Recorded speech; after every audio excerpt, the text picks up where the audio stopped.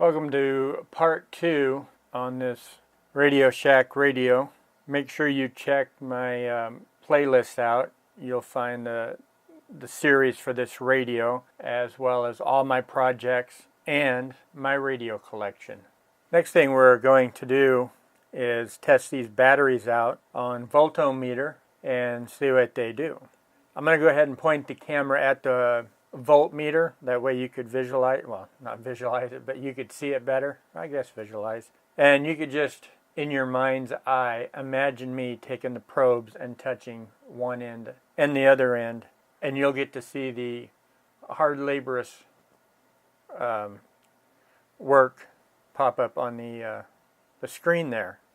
First up on the test bench, we're going to try this battery here. It's the battery you just seen me have in my hand. And this is dated March 2013. It's the only one that is not showing any forms of leakage.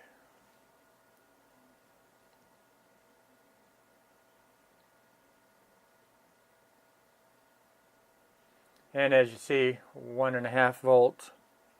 Next up, we're going to try this nasty one. And it's dated March of 06.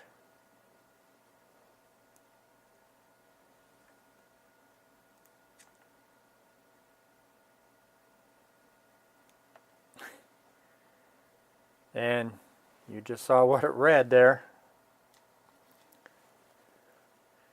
So apparently they hold their voltage, they just don't hold their guts. Next up is another March of 2013. This is the one that has just a little goo out of the front.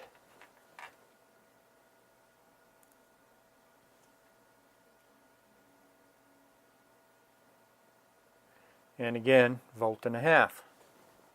And then the last one here, March 2003. Little goober on the back, none on the top.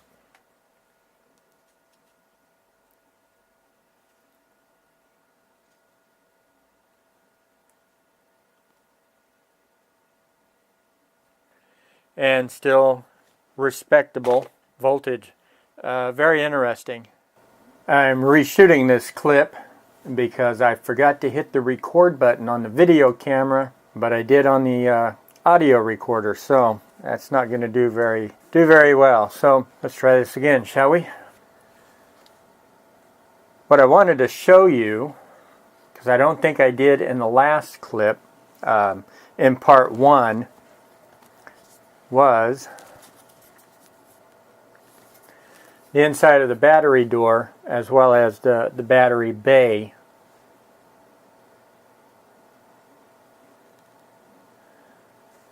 The foam here is still fairly malleable.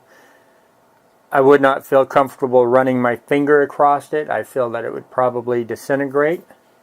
Let me zoom you in closer to the label.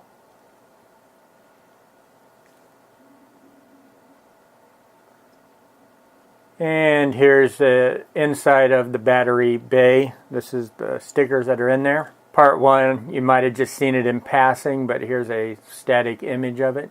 And yes, that is the date code. I do believe this radio is from 1987. To open this radio, we just have these 5 screws right here.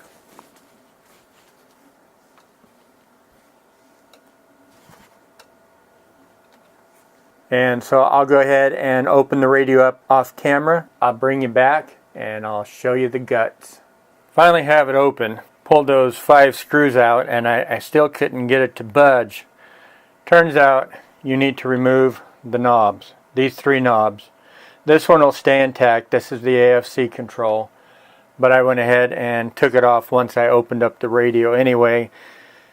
So I'm going to need to clean in here, and I figured just get it out of the way, be a lot easier. One thing I was going to make a comment to, and I keep forgetting, was that flying by the seat of my pants on this radio as well, I do not have a schematic. Or do I? I opened this radio up And much to my surprise, guess what I found tucked in up underneath the board?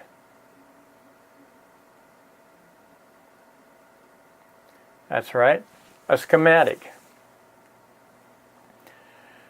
So now all I need to do is scan that on my flatbed scanner. Right. That's glued in there. I do see the corners lifting a little bit, but I honestly don't think I'll be able to get that out kind of easy. I could try heating the glue with the heat gun and see if I could break it that way. However, you got to be careful using the heat gun when you remove stickers, and I do that a lot. The heat gun is it's fantastic for removing stickers. If you got your heat gun too high or in one spot for too long, you'll start to burn the paper and the paper will turn brown. So I may try getting in here with a camera and take a picture of it first and then try removing the schematic. I don't necessarily think I'm going to need a schematic per se. What I really need was the tune-up procedure for the, I almost said the camera, but for the radio. But I'm getting pretty good at this, so I'm thinking that maybe, at least for AM FM, I could scathe by not having one. I mean, there is a step in there for FM that would be swell to have, but I think for the most part I'm getting it. Here's what the board looks like. I know it's a horrible angle,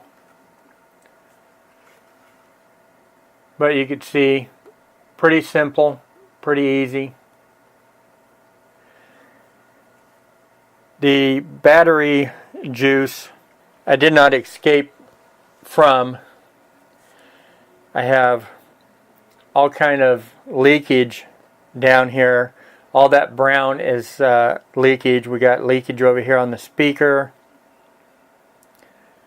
Have some corrosion up here on the board.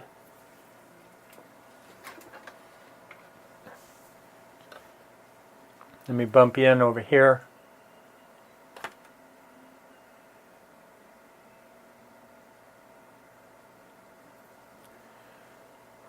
So I'm going to have to get in here and clean this up. Not sure what kind of component that is. If that's an electrolytic, well, that's history. Oh, that's not a component. That's a screw hole lug. So I won't be changing that, but I will replace that, or replace it. Clean this all up is what I'm trying to tell you. As far as electrolytics in this radio, as you see, we just have a small gangle. We've got, what we got? We've got 3, 6, 7, 8, 9, 10, 11.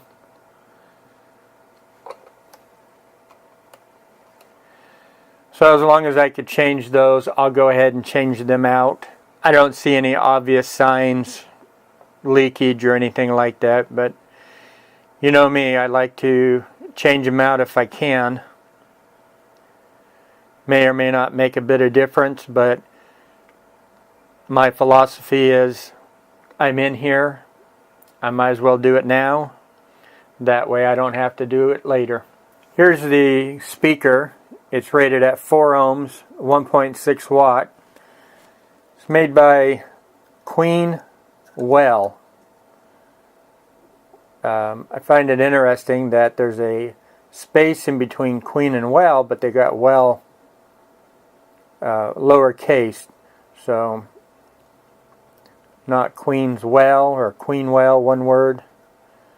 So maybe it's just part of branding. We do have a serial number, and I guess maybe revision B. I also wanted to point out here on the speaker, something I've not seen before, at least in modern day circuits, is we have a positive and a negative, but we also apparently have a chassis ground go into the speaker. So, not sure what that's all about, but it's there. The only thing I could think why we may have it there, actually now this might be something wise, I don't know, is the speaker grill is metal, and just in case, for whatever reason, there's a short that happens to the speaker, and for some magical reason that the speaker actually touches the grill somehow, that if the chassis does become hot, you don't get zapped. It's the only thing I could think right off the bat, right off the top of my head. So if you've got a better idea, hey, let me know. Went to get baking soda to clean this battery acid up, help neutralize it. And I noticed that the wife got some new stuff that I've never seen before. What I do have though, and I use this a lot for a lot of stuff. This thing is just amazing stuff. I'll use this to clean up, and it should neutralize.